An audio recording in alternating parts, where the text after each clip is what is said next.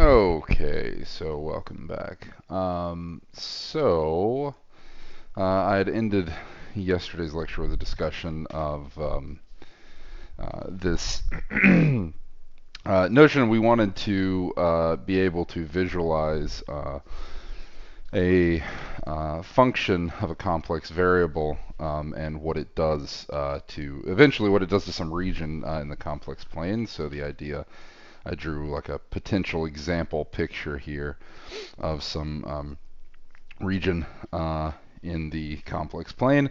And of course, the thing that we use to think of this isn't a graph of this function, of course, but this is a way of for us to kind of think of what this function is doing without having to draw a graph, which would require too many dimensions here.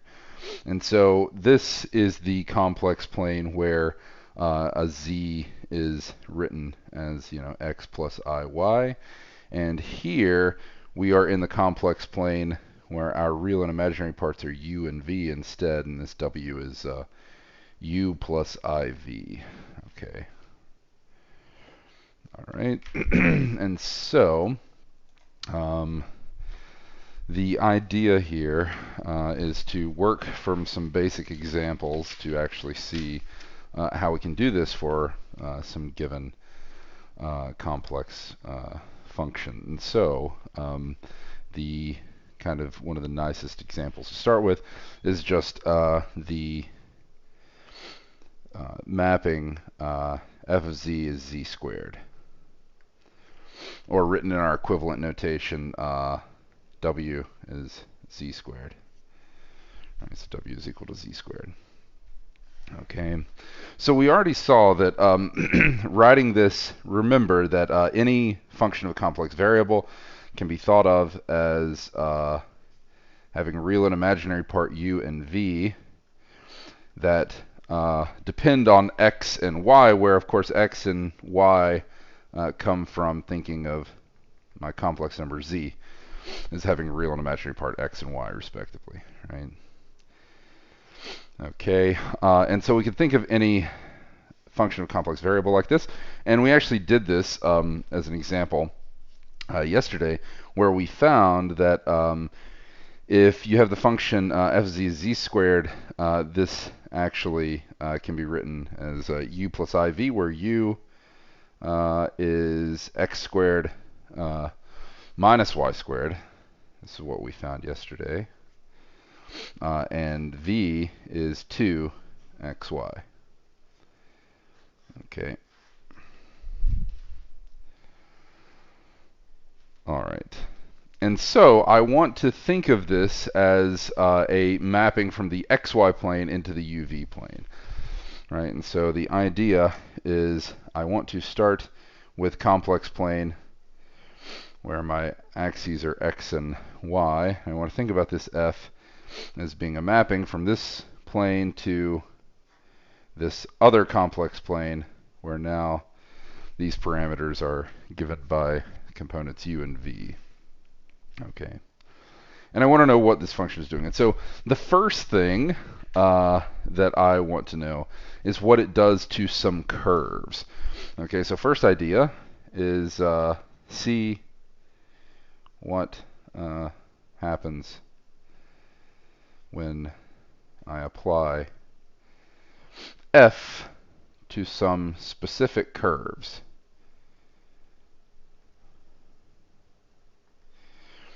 Now you're going to say, well, which curves are those? You'll see that the curves that we're going to talk about are going to be curves that are specified by this u and v, or that are obvious looking at u and v here. Okay, so this is where we get the idea. We're not just coming up with this out of nothing. You'll see once we do this that we're actually doing kind of like the most straightforward thing here.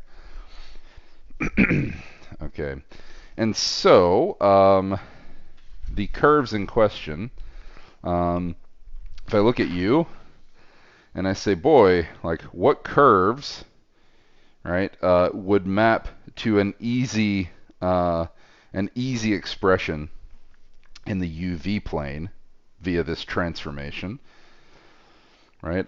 Well, just u and v equal to constant, right? So that's kind of the most straightforward thing to think about. In this plane, u and v equals to constant. That gives me vertical and horizontal lines, respectively, right? And so in the UV plane, that's really simple. It's about as simple as I can get. But what curves do those correspond to back in my original plane that I'm mapping from? Well, if u is equal to a constant, that corresponds to x squared minus y squared is equal to some constant. I'll call it c sub 1. So that is u is equal to constant c sub 1. So there's this correspondence. And then v is equal to some other constant c sub 2 corresponds to 2xy is equal to c sub 2, right? And so I kind of thought backwards here, so let's think forwards by starting with these two families of curves and seeing what happens. Okay, so let's fix constant c sub 1 and c sub 2 and consider these curves separately here. Then if, say, we look at the curve x squared minus y squared is equal to c sub 1 for some fixed constant c sub 1. We'll fix the constant, say, greater than 0. Okay. Well, what does this look like? Well, this is the equation for a hyperbola. So this looks like this. Okay, that's maybe not the best drawing of that, but that's what this looks like. So I have a hyperbola with two branches.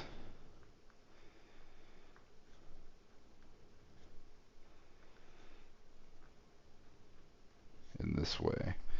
Okay, so we will refer to these as the branches of this hyperbola. Okay, so there's the left branch on the left half of this complex plane, and there's the right branch here. Okay. So I want to know, what is exactly going on here? Well, let's think of parametrically how to describe what it is that's happening and how this function f is mapping these curves onto what I know. So I know that this curve, this gets mapped onto the vertical line. U is equal to c sub 1 over here. So here's my other complex plane, UV. U is equal to c sub 1. Here's c sub 1. Here's a vertical line. Okay, this is the vertical line. U is equal to c sub 1. Okay. So this hyperbola maps to this line. But how, right?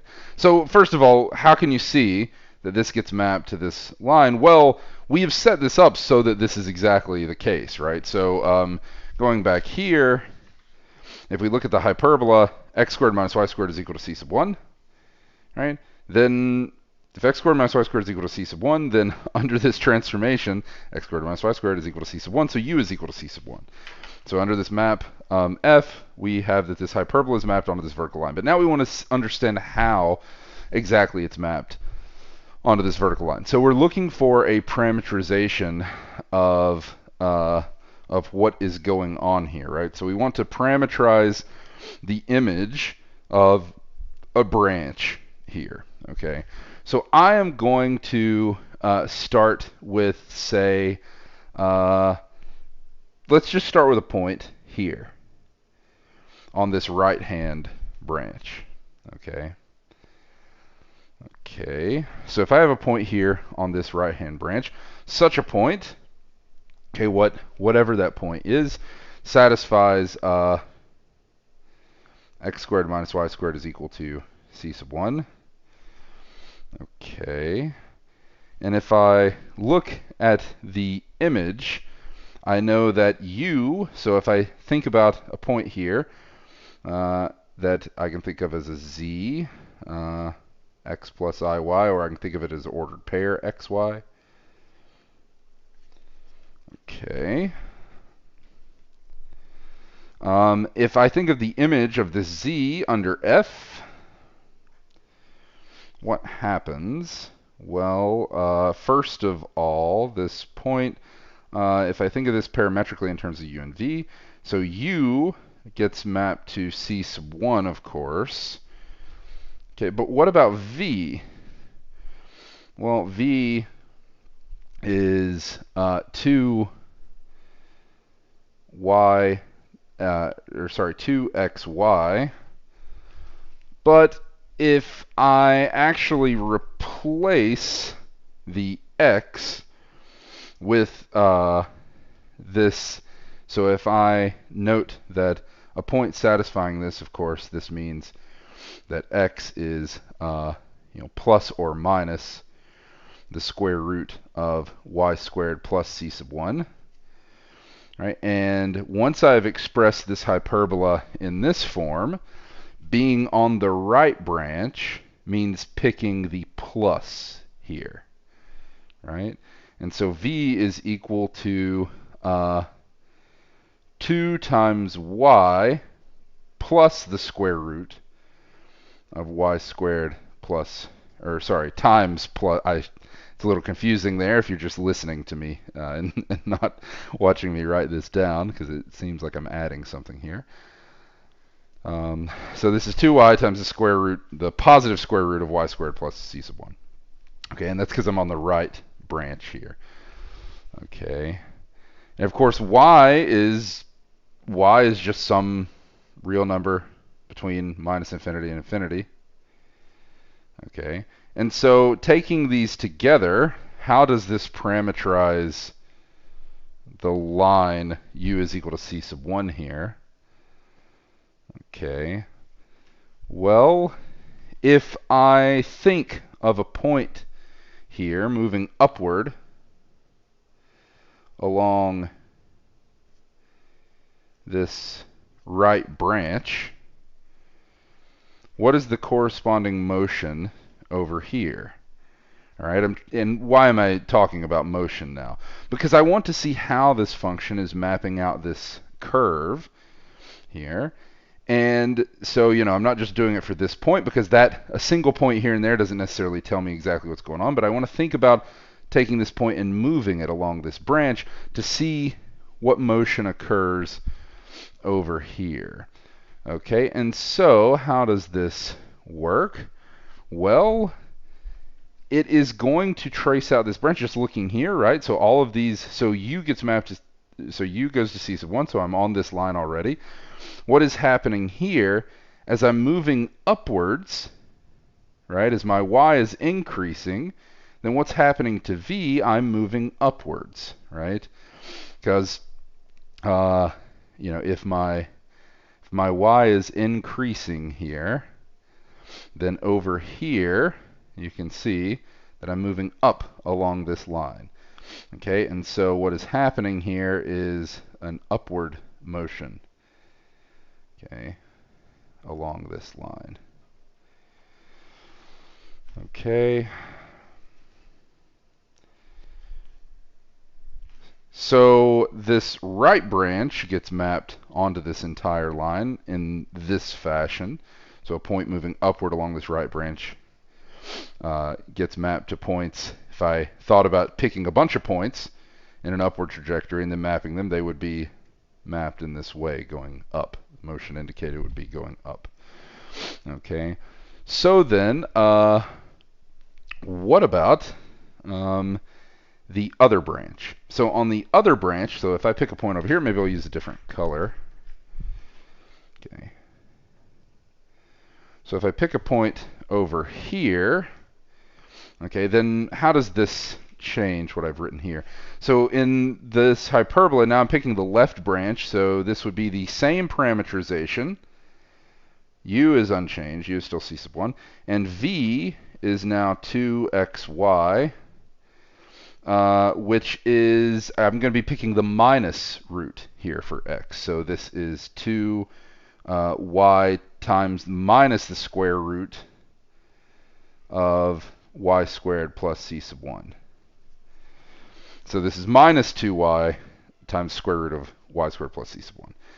Okay, and so now if I consider downward motion along this branch, right, so that y is decreasing, because of this minus sign now, what's happening here? The v value is increasing. So downward motion along this branch corresponds to upward motion over here. Okay. Now, of course, upward motion along this left branch would correspond to downward motion, but I wanted to keep everything going the same direction here. Okay. Okay. All right. So that's basically the idea. Okay. In fact, then we can also view this in another way. So this is one curve that we're interested in and how it is mapped. So this is one particular curve, I should say. So here's, maybe I'll call this curve 1 here. Okay, so this hyperbola is mapped onto this vertical line.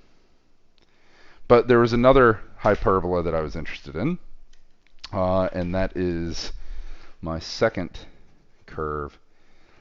2xy is equal to c sub 2. Okay, so here's my second hyperbola here. And again, we'll fix c sub 2 to be positive. Okay. All right, what does this look like first of all? Well, this hyperbola looks like this.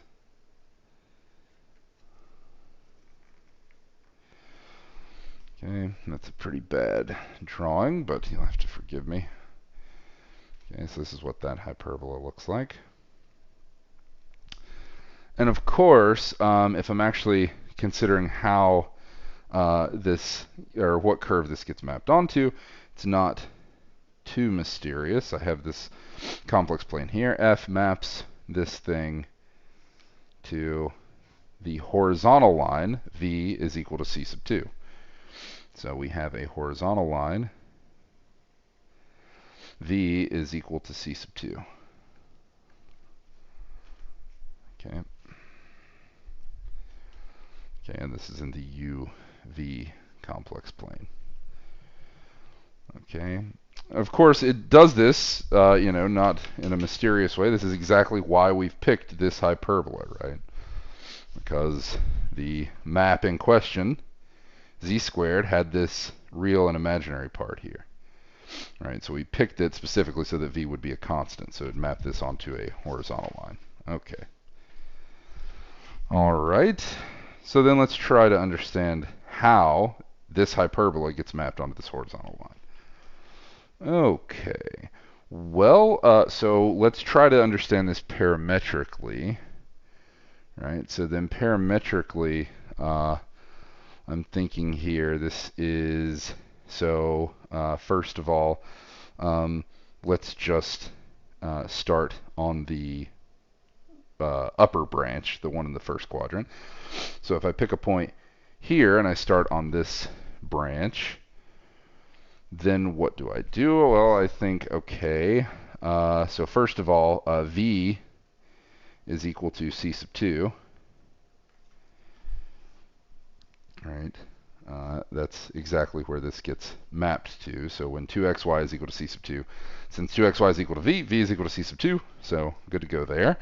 What about u? Well, u is equal to x squared minus y squared, but I can solve for y here, right? Y is going to be c sub 2 divided by, so solving for y from here, if 2xy is equal to c sub 2, then y is equal to c sub 2 over 2x, right? And so squaring that here, this would be x squared minus c sub 2 squared over 4x squared. Okay.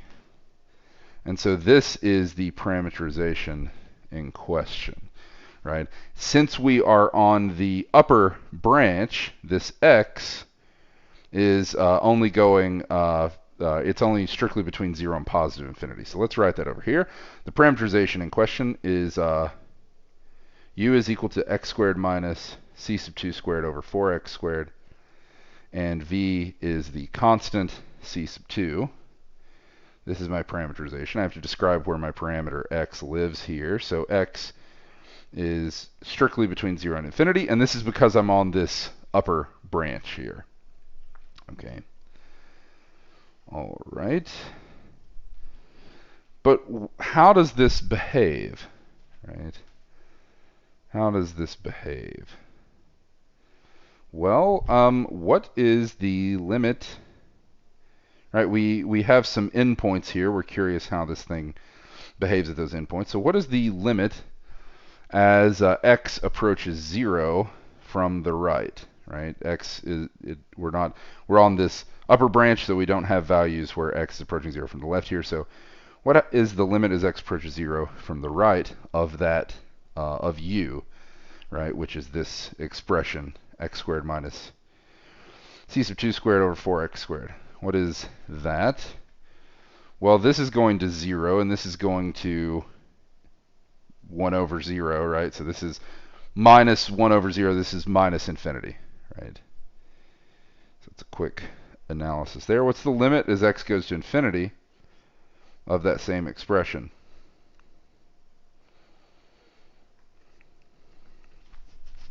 Well, this is polynomial terms, so this is going to infinity. This is going to 0, so this goes to positive infinity. Okay. So as x is going to 0, that would be moving that direction, right? This expression, this u, is getting very, very negative, right? And as x is going to infinity, that's this point moving in this direction. This expression, which is u, is getting very positive, right? So don't lose sight of the fact that this is u here. And so if we think of this motion as being, say, like down and to the right here, what motion does that indicate over here? So this is x approaching infinity, right? That means that u approaches infinity, and so this motion is to the right along this horizontal line. Okay. Similarly, I'm not going to actually work it out, but it works in the exact same way. If I'm at a point on the lower branch, okay, if I have motion upward along this lower branch, of course, in the parameterization of the lower branch, the only difference now is that x is strictly between 0 and minus infinity, right? Okay, that's the only difference. Parameterization is exactly the same. There's no sign change, but the difference is that the parameter lives between 0 and minus infinity instead of 0 and positive infinity. Okay, this motion indicates the exact same left to right motion along this horizontal line over here. Okay, and so that is how this function is mapping those two curves. Okay, so now, how does that help us? So that's a question that I'm going to answer quickly. So how does this help? And why did I spend so much time on this particular example? This is a crucial and basic way of understanding what maps on the complex plane do. Okay, and remember, maps, that's synonymous with functions. So if you want to understand functions of a complex variable, and you want to understand what it is they're doing in kind of the same way that we try to understand a function by its graph, right? If you're talking about real valued functions of a real variable, then this is the way forward. Okay, this is a basic and crucial step here that allows us to kind of visualize what it is that's going on. Okay, and so how does this help? This will allow us to see how a function transforms, maybe I'll say f of z, transforms an entire region of the complex plane. So this is the crucial bit, because you might have had the complaint that obviously there's infinitely many curves that you could come up with that might be of interest, right? And so how are you going to have any hope to come up with a decent idea of what this function is doing without having to run through an entire list of curves? So obviously that's doing it curve by curve is not what you're going to do. The idea is that you want to use what it's doing to these specific easy straightforward curves, which of course the form that those take would depend on the function itself.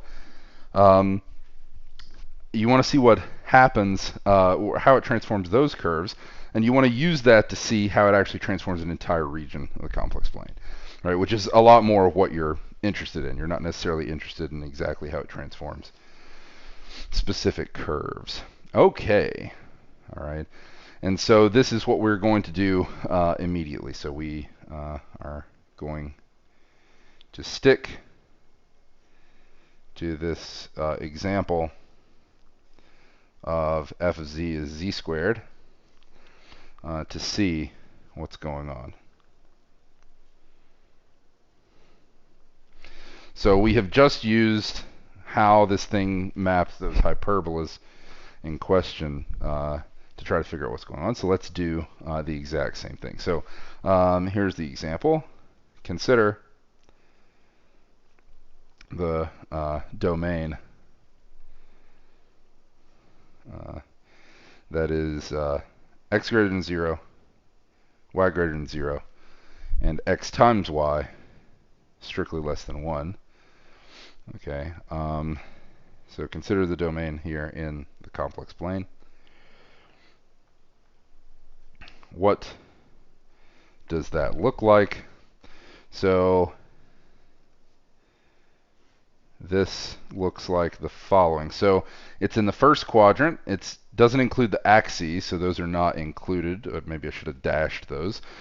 But the axes themselves are not included. I have a hyperbola xy is equal to 1 that is not included, or at least the upper branch of that hyperbola. And so my region is this, where the xy axes are not included. This is the region that I'm thinking of. Okay. All right. And notice that there's a way that we can think about this region in a different way. So we can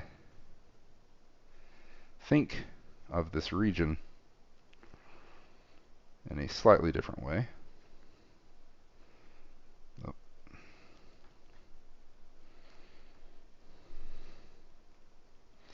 Which I'm going to do on the next page.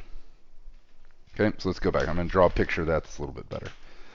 Okay, so I have a complex plane. I'm going to start by dashing this top part of the line here. So there we go. So here's the region in question. So here's the upper branch of the hyperbola xy equals 1, and I have my region shaded in red here.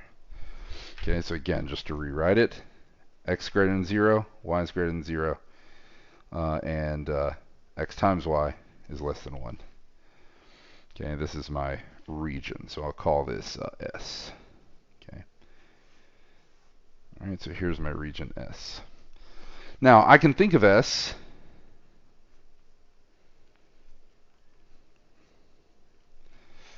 so I can think of S as the following. So I can think of S as the set of points on the families, so the family of hyperbolas, xy, or 2xy is equal to c, where c is strictly between 0 and 2. Why can I do that? Well, if I divide both sides by 2, this is xy is equal to c over 2. If c is strictly less than 2, then xy is always going to be strictly less than 1. If it's strictly greater than 0, x times y is always going to be strictly greater than 0. And so that implies, right, that x and y are both positive. Okay, so this is actually a nice, very efficient way of actually thinking of this region. Okay. All right. And so, what is the point here, right? What is the point? The point is that from my previous example, the one I just did, I know that if I have some hyperbola here, maybe I'll use black. If I have some hyperbola somewhere in the middle here, okay, like this, then what this hyperbola is some 2xy is equal to, say, c sub 2, right? It's some choice of c here. Okay, and we know that if I think of point moving downward along that hyperbola, I know exactly how that gets mapped, or what region that gets mapped to by f. Okay, so I know that this gets mapped to some region in my UV plane here. So I'm going to have UV plane. It gets mapped to, so here's U, here's V. I'm going to use the same color. It gets mapped to a horizontal line. Maybe it looks something like this, right? And the motion is from left to right. Okay. So here's my f of z is z squared. Okay.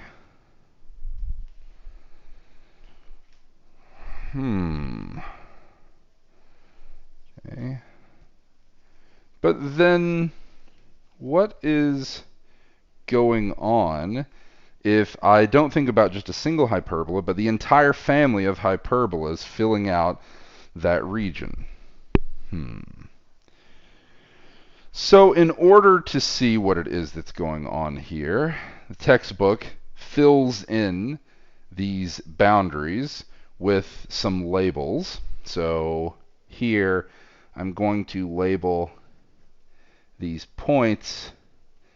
So I'm going to pick a point here and pick a point here. We'll say, call this A, call this B, and call this C.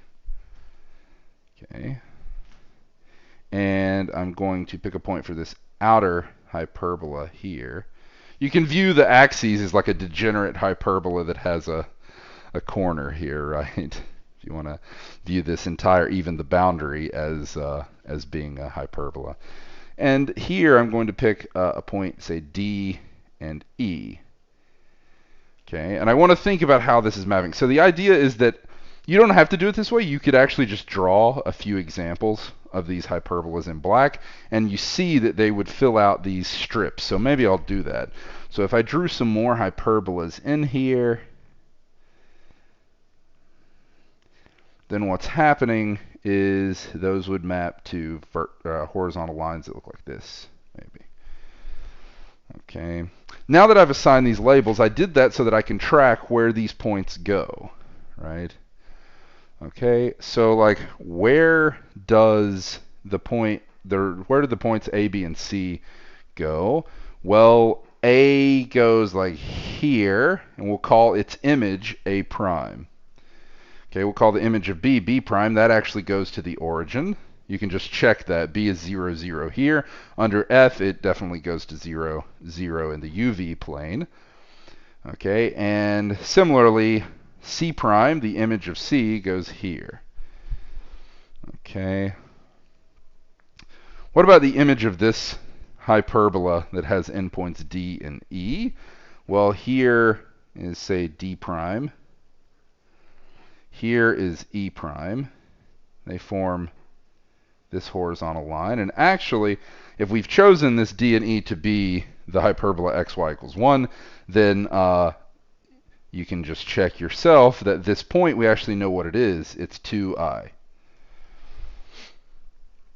Okay. And so what have we shown here? Right? What have we shown?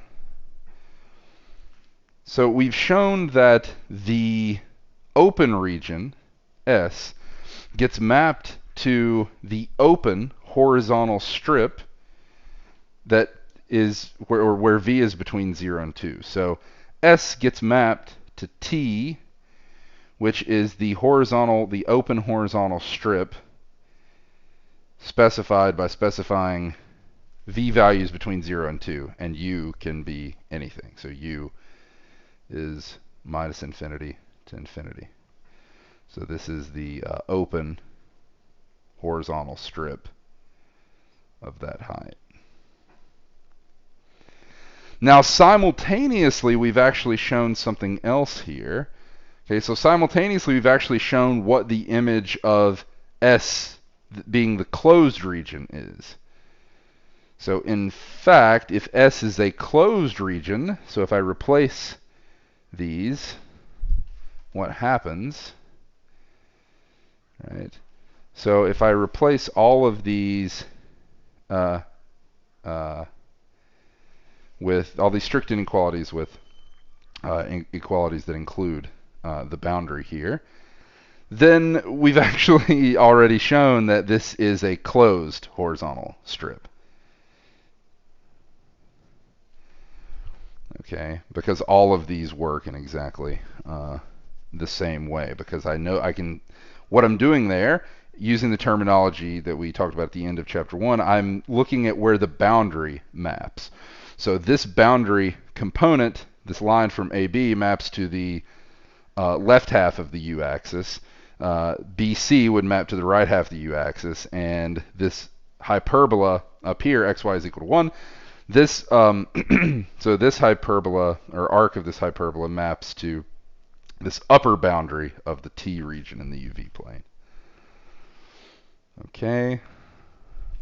And so maybe to draw that in one kind of nice way here is that let's look at the closed region. Sorry, this. Yeah, so let's look at a region like this. Okay, where this is xy is equal to 1 here. That gets mapped by f of z is z squared to, well, that's slanted, but it gets mapped to this region.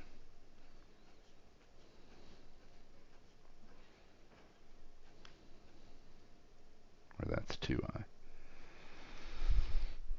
And so you see now that while this isn't a graph of f, this is actually kind of showing you what it is that f is doing, right?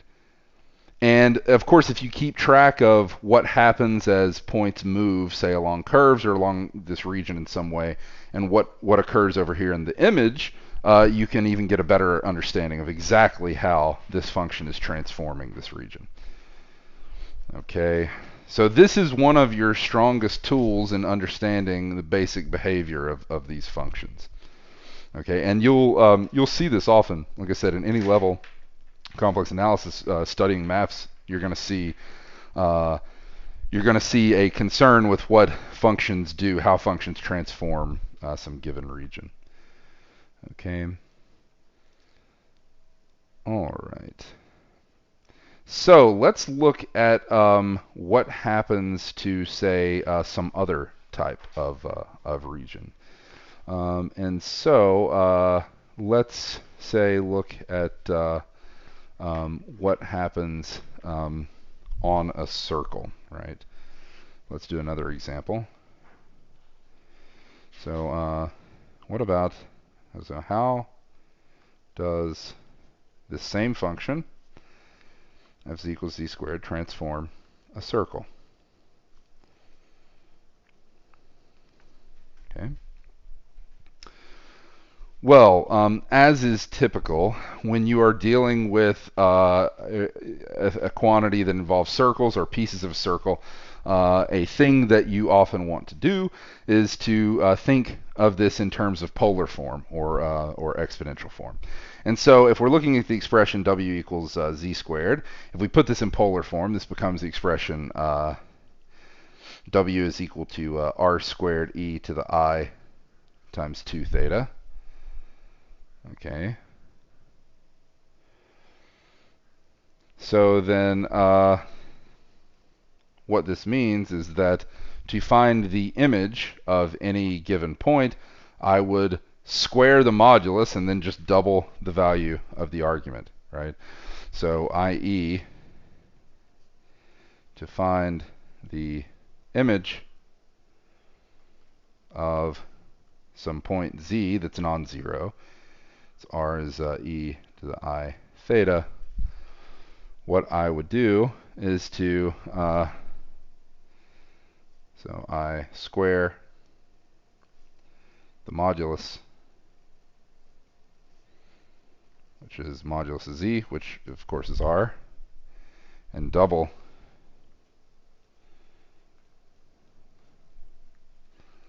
the value of argz, the argument that is used. Now we know that there's some complications there, right? If you started out with something that wasn't using the principal value of the argument. Okay. All right.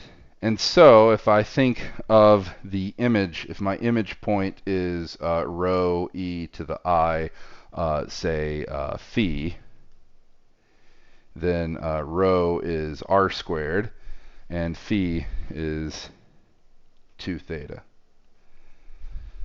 Right. And so what does this mean for points on a circle, right? So let's look at the circle. So note that a point on the circle modulus of z is equal to, say, r naught, or r is equal to r naught, is transformed to a point on the circle modulus of z is r naught squared, right? Okay. All right. And so what is it that happens here? All right, so let's just look at, say, this arc of a circle. So let's pick r naught, and let's look at this piece of that circle. Okay. Okay, so here I'm in the xy plane. Okay, here's r naught, and I can pick a point here in the first quadrant of this circle, and I can think about motion from the positive x-axis counterclockwise around the circle. And I want to understand what this gets mapped to in the UV plane. Well, as I said, what do I do? Right? How do I transform a circle? Well, I take a point, I would square the modulus. So first of all, the circle that I draw over here is going to be is going to have radius r naught squared. Okay. And then I double the value of the argument used, right? So if I think of myself as using principal argument here, what would that amount to, starting with this circle in the first quadrant? What happens over here as I start picking points, right? I have my angular values doubled up to, so at this point, right? I'm at, this is R naught. So if I pick this point here, that point is R naught e to the I pi over 2, right? Written in polar form. So this point, for instance, would get mapped where? I would use double the value of the argument used, so it would get mapped to here, right? Similarly, all of these smaller angular values here would get mapped to angular values that get doubled, right, in each case. And so what happens is that I have a mapping onto this upper semicircle instead. And if you wanted to pick, say, a reference point here, if I call this A prime, the image of A would be here. Okay, and so this piece of the circle of radius r naught gets mapped onto this upper semicircle of radius r naught squared. Okay. What would happen? So now if we don't think about this as a circle, if we actually think about this as like, say, 1/4 of a circular disk, I want to use the same kind of analysis to see what it is that happens. Where does this point go? This point goes to the origin over here. What about a point like here? Where does that go? If I call that B, where does that go? That would go like here. B prime would be there. Right? Maybe something like this. If this is C, C prime would be like here.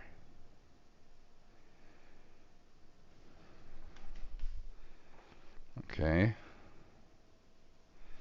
So there is this stretching, if you like to think about it like that. Of course, you're also dilating at the same time because this circle has larger radius, but this is what's going on here.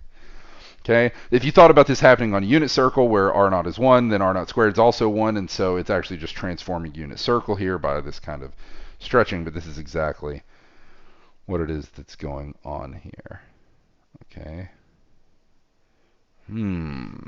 So that's what it does to the disk, right? So the disk gets, or sorry, the quarter disk would get mapped to the upper disk, the upper half disk.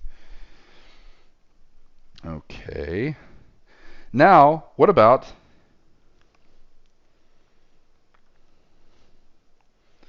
the entire first quadrant?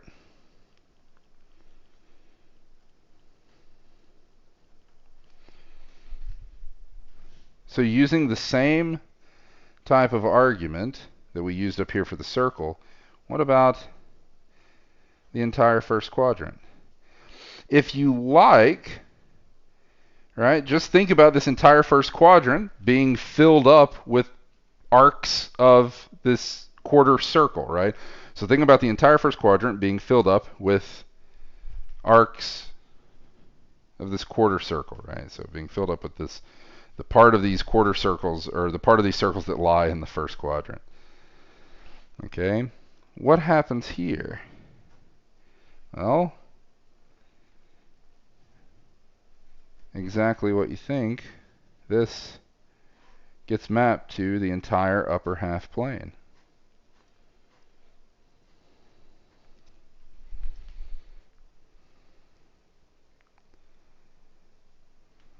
Via that exact same argument. Okay. What else? What about the upper half plane?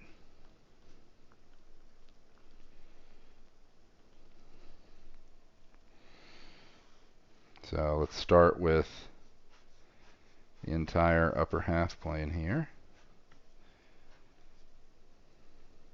So we have same function. What does it do? What do you think it does? So same argument here, right? So the same argument is that, say, a point here in polar form, what happens to z squared is I'm doubling the value of arg z used, right? So I'm doubling the argument. What does that do to these points? That ends up yielding, so again, just to remind you, this is the xy plane. So in the uv plane, what do I get? I get the entire uv plane.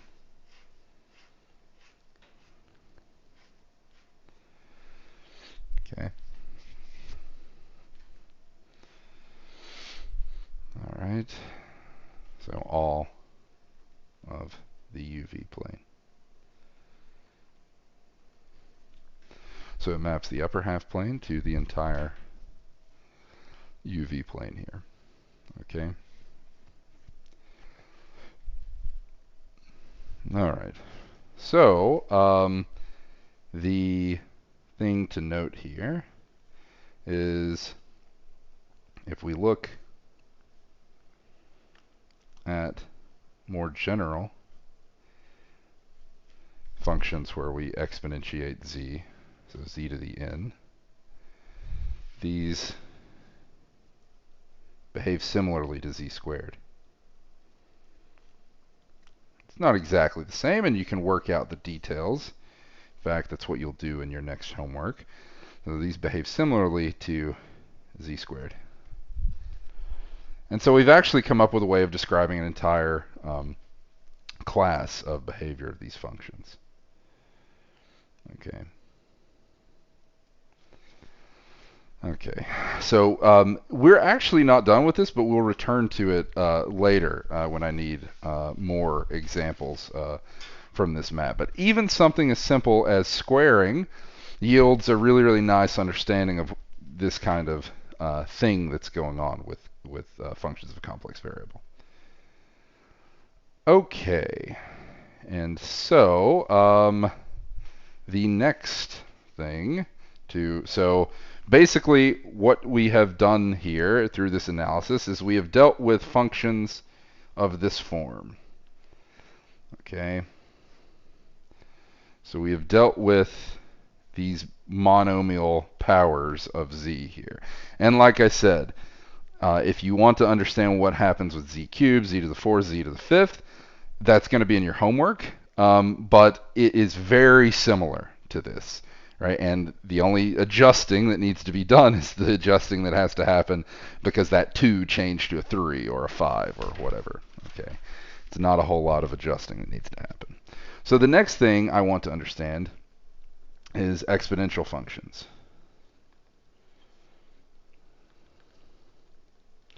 Now, I've already justified that, when we write e to the I theta, that is actually the exponential function. But if you're looking at the textbook and you're going through and you're a little confused as to why they treat it the way they do, it's because they're pretending like that has not been justified yet, and so you're like reintroducing this. And so if I am looking at a function as f of z is e to the z, okay, this is f of x plus iy as usual. So then this is e to the x plus iy. So this is e to the x, e to the iy, using the rules for exponentiation here. Okay. And so, what is another way of thinking about this? Well, of course, this is e to the x times, using Euler's formula, this is e to the x times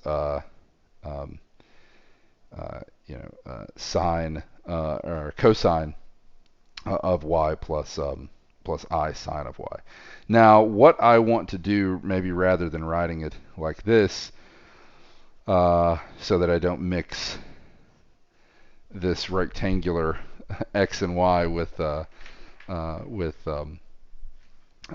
my usual notation for polar form, I will say that this thus if I have my image point w, if this is rho e to the I theta, Okay, then rho is e to the x, and theta, or sorry, phi here is equal to y, right? Okay, and so I'm just relabeling this, like I said, to avoid any confusion of writing this rectangular thing in polar form. Okay. Thus, the image of some z, which is, say, represented by the ordered pair c sub 1y on a vertical line x is equal to c sub 1. So here's vertical line x equals c sub 1 in the xy plane. Okay. This has polar coordinates.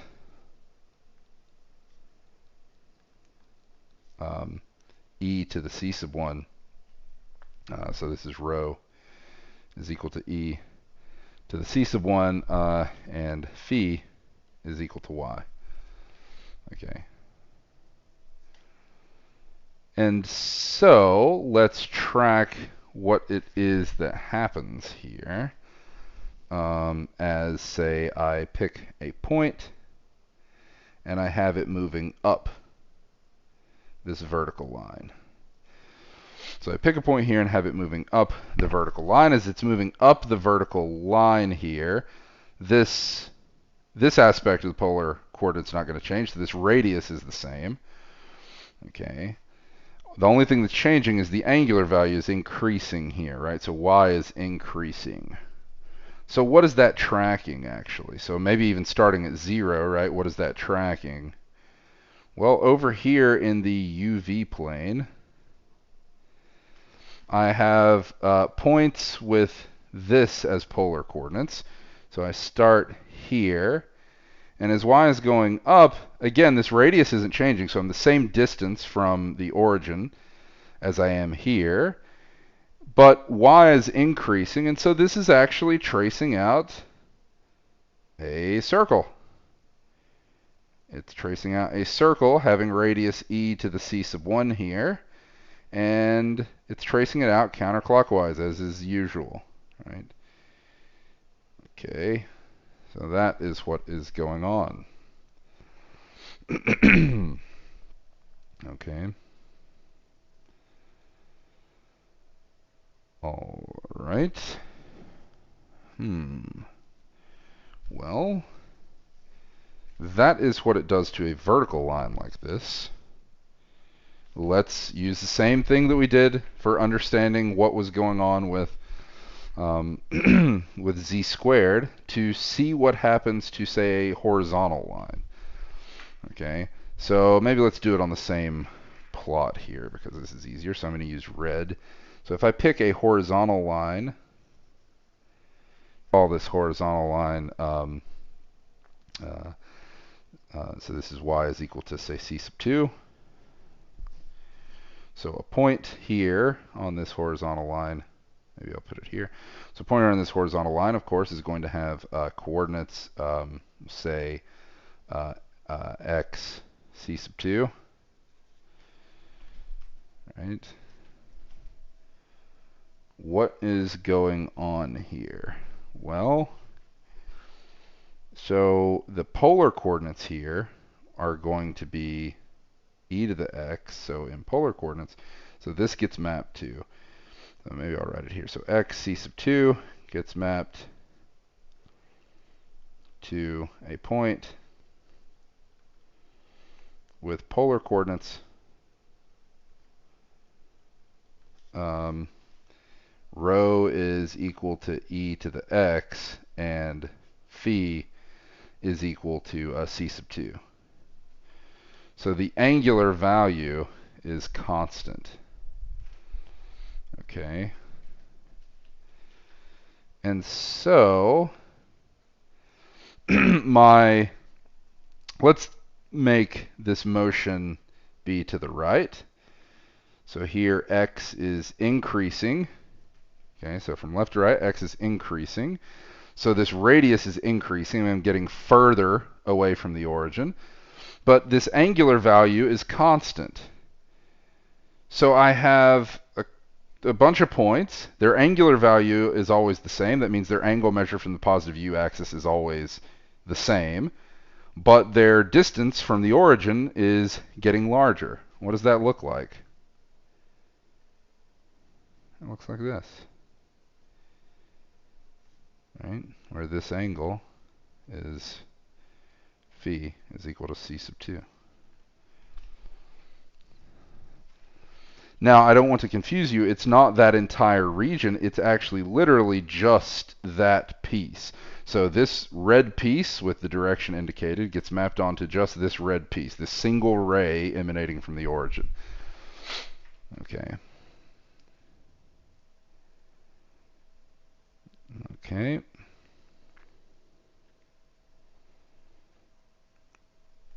All right. And so, of course, we could actually split this up, right? We could say, consider, instead of this entire vertical line here, consider a piece of it. Well, a piece of that vertical line would get mapped to an arc of this circle, right? It would be some section of this circle. Similarly, a piece of a vertical or a horizontal line would get mapped onto a piece of this ray, right?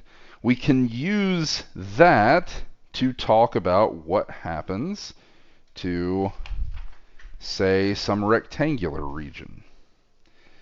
So what if I have some rectangular region that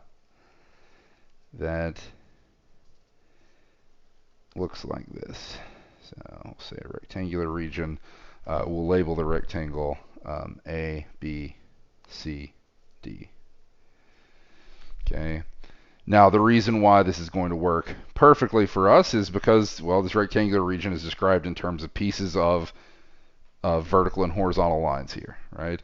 So here I am in my XY plane, okay, and I want to see what this gets mapped to here, right? So maybe these points are described as, so here we'll call this little a, and we'll call this little b, and we'll call this little c and little d. Okay. So what does this get mapped to? So when I exponentiate this region, what happens here? And again, maybe I'll use different color to shade this in. Okay. All right. So what happens in the UV plane? Well, this vertical segment gets mapped to a piece of that circle, as we saw. So it gets mapped to a piece of what circle? Well, so here is A prime, and this is a piece of a circle. This goes from A prime to D prime. Those are the image points of A and D respectively. This is a piece of a circle. What circle is it a piece of? Well, it is the circle with radius e to the little a, right, centered at 0. Okay, so here's my origin. Origin, it's mapped to the origin over here. Here's D. So here's sorry. Yeah, so A prime is the image of A, D prime is the image of D. They're on an arc of a circle of radius e to the little a. Okay, similarly, the same is true of B prime and C prime. And here's C prime.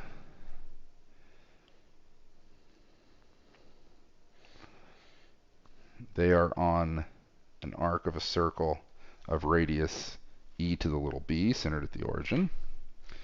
Let me, oh, I thought I had my nice straight edge with me to draw a picture that was decent. Let me see if I can find it. Yeah. Okay. So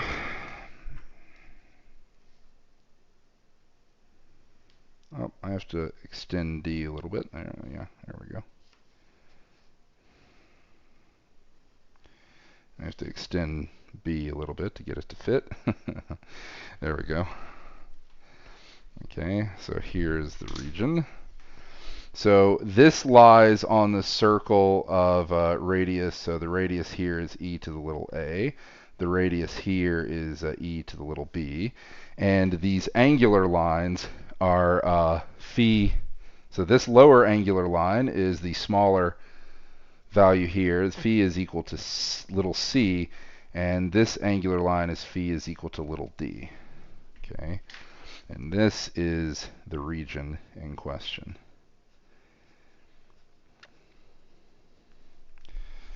Again, we can get this entirely just from our previous picture of saying that, well, a piece of this vertical line goes to a piece of the circle, and a piece of this horizontal line goes to a piece of this ray. Okay. And so the pieces of the ray in question is the segment A prime to B prime, because that's part of a horizontal line. Segment D prime C prime, because that's another image of part of a horizontal line. And the images of these two vertical lines, AD and BC, get mapped to these arcs of circles. Okay. And so, what does e to the z do? It is this wraparound thing. It is, you can view it as taking a region and it like wraps that region around a circle, basically. Okay. So this is the point. This is the idea here. All right. Okay. And of course, if we pick, say, some particular arc through here, maybe I'll draw it in black like I did previously. So if I pick a particular arc, say here, okay, and we'll say we indicate motion moving upward, then where does that arc go in the image? Well, it would go like here. And again, this arc is a piece of a vertical line, and so it goes to a piece of a circle, just like this. Okay, that is how the wrapping is going.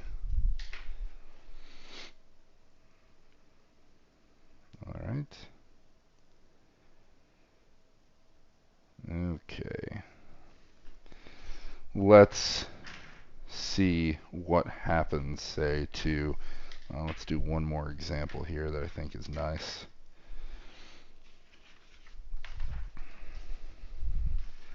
Which is, let's consider what image does the horizontal strip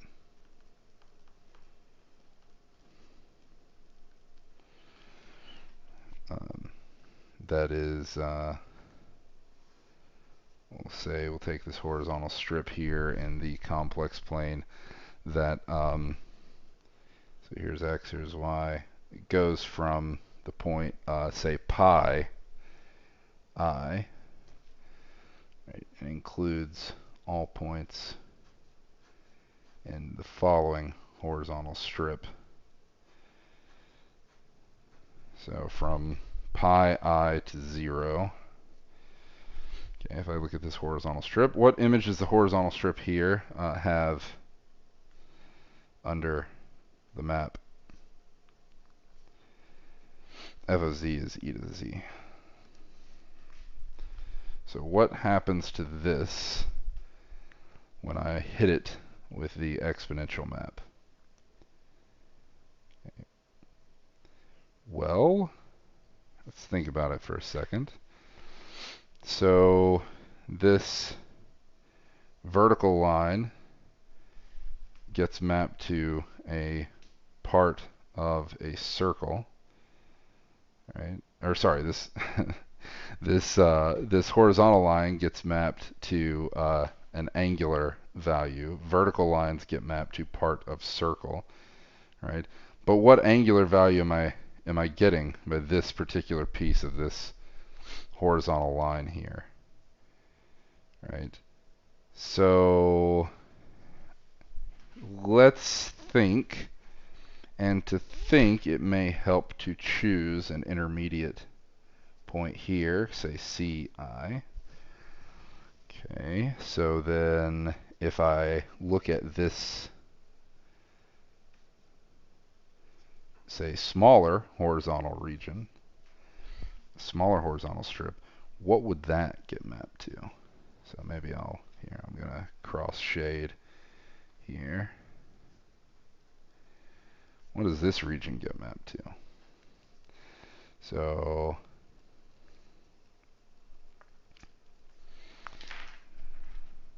in the UV plane, what I would get is these vertical pieces, they're all identical, they're just shifted, would get mapped to part of a circle.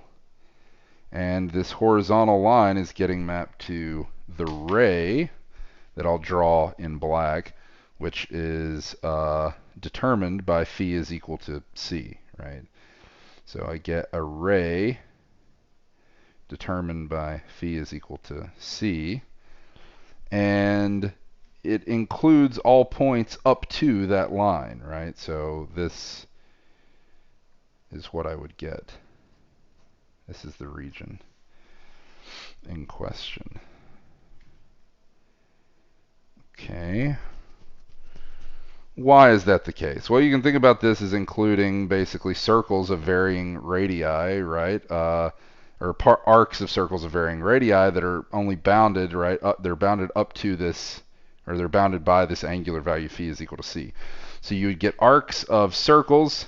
The radii vary as x gets larger, but you only get angular values up to c. So you would get bigger parts of circles, but you're still only getting those. And this is it's just this entire region bounded below this ray phi is equal to c in the first quadrant.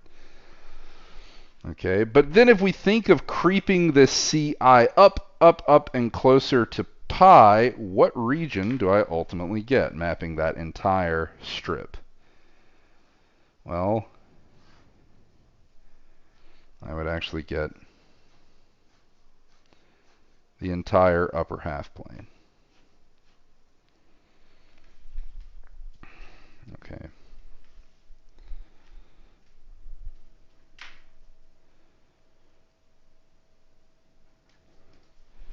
So this region is actually the entire upper half plane. To see that, the way we're thinking about it is I get this entire region here, except now I'm bounded by the ray phi is equal to pi. But phi is equal to pi is like this, right? This is phi is equal to pi. Okay? You can think of it like a clock hand, right? It's going like this counterclockwise, and as it rotates like this, I'm shading more and more and more of the upper half plane until I've shaded all of the upper half plane at phi is equal to pi. Okay. All right. And so that's that. These are your like basic examples of understanding the behavior of these functions. And so I'm going to be referring to these sorts of things over and over again. Like I said, in your second homework that I'll post here in a little bit, you're going to be interpreting some behavior of these functions like this. Okay. So I'll be asking you to draw some pictures of images of regions and under certain maps. Okay. All right, so that's the idea. So anyway, I will see you all tomorrow for tomorrow's lecture. And tomorrow's lecture may have to start 15 to 20 minutes early because of an appointment that I have to go to. But after that, hopefully there will be no more crazy electrical outages or anything like that, and we'll be fine and on schedule for the rest of the course. So anyway, I will see you all tomorrow.